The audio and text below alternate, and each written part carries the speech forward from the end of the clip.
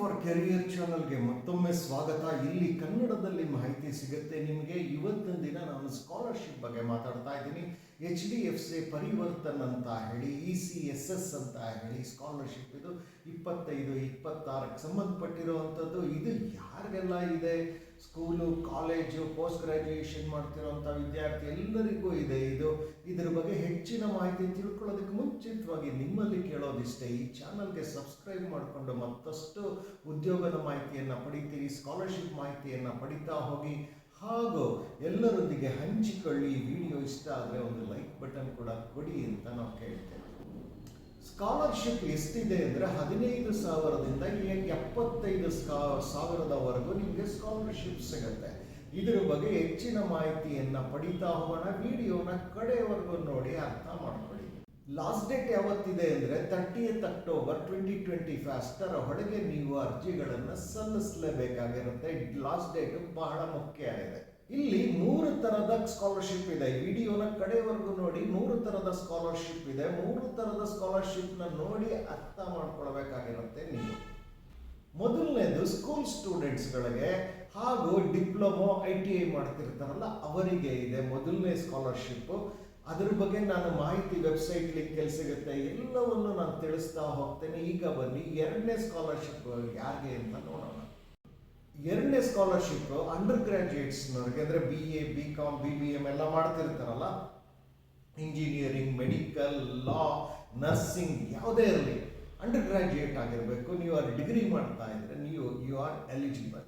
ಮೂರನೇದು ನೋಡಿದ್ರೆ post graduation ಸ್ಟೂಡೆಂಟ್ಸ್ಗಳಿಗೆ MA, MSc, MCom, MTech, MBA ಯಾವುದೇ ಆಗಿರಲಿ, ಪೋಸ್ಟ್ ಗ್ರಾಜುಯೇಷನ್ ಡಿಗ್ರಿ ಆದಮೇಲೆ ಪೋಸ್ಟ್ ಗ್ರಾಜುಯೇಷನ್ ಮಾಡ್ತಾ ಇದ್ರೆ, ಅದು ಒಂದು ರೆಕಗ್ನೈಸ್ಡ್ ಯೂನಿವರ್ಸಿಟಿಯಿಂದ ಮಾಡ್ತಾ ಇದ್ರೆ you are eligible for this. ಇನ್ನೊಂದು ಕಂಡೀಷನ್ ಇದೆ ಇವರದು, ಏನು ಅಂತಂದ್ರೆ ಇಂದಿನ ಪರೀಕ್ಷೆ. ಈಗ ನೀವು ಫಸ್ಟ್ ಇಯರ್ ಅಲ್ಲಿ ಇದ್ದೀರಾ ಅಂದ್ರೆ ಅದ್ರ ಹಿಂದಿನ PUC ಆಗಿರುತ್ತೆ. ಆ ಥರ ಅವರು ಹೇಳ್ತಾ ಇರೋಂಥದ್ದು. ನೀವು PUC, ಸೊ ಅಲ್ಲಿ ಅವರು 55% ಮಾರ್ಕ್ಸ್ ಸ್ಕೋರ್ ಮಾಡಿರಲೇಬೇಕು ಅಂತ ಅವರು ಹೇಳ್ತಾರೆ. ಮಾಡಿದ್ರೆ ಇಂದಿನ ಎಕ್ಸಾಮಲ್ಲಿ you are now eligible to apply for this ಅಂತ. ಬಹಳ ಮುಖ್ಯವಾಗಿ ಅವರು ಹೇಳೋದು ಫ್ಯಾಮಿಲಿ ಇನ್ಕಮ್ ಇದೆಯಲ್ಲ, ಆನ್ಯುಯಲ್ ಇನ್ಕಮ್, ಅದು 2.5 ಲಕ್ಷಕ್ಕಿಂತ ಕಡಿಮೆ ಇರಬೇಕು ಅಂತ ಅವರೇ ಹೇಳ್ತಿದ್ದಾರೆ. ಅಡ್ವರ್ಟೈಸ್ಮೆಂಟ್ ನೋಡಿದಾಗ ನಿಮ್ಗೆಲ್ಲವೂ ಅರ್ಥವಾಗುತ್ತೆ. ಬೆನಿಫಿಟ್ಸ್ಗೆ ಬಂದಾಗ ಕ್ಲಾಸ್ 1ಇಂದ 6ವರೆಗೂ 15,000 ರೂಪಾಯಿವರೆಗೂ ಸ್ಕಾಲರ್ಶಿಪ್ ಸಿಗುತ್ತೆ.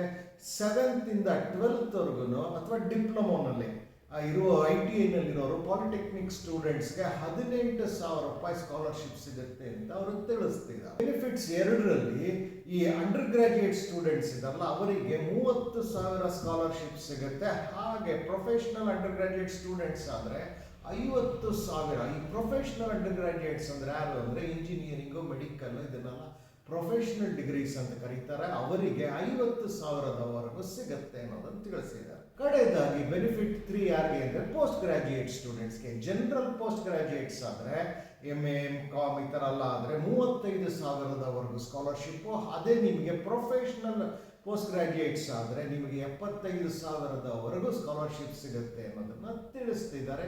ಸೊ ಇಲ್ಲಿವರೆಗೂ ನೀವು ಸಾಕಷ್ಟು ಮಾಹಿತಿಯನ್ನು ಪಡ್ಕೊಂಡ್ರಿ. ವಿಡಿಯೋನ ಸಂಪೂರ್ಣ ನೋಡಿದ್ದಕ್ಕೆ ಧನ್ಯವಾದಗಳು. ಅರ್ಥ ಮಾಡ್ಕೊಂಡಿದ್ದಕ್ಕೆ.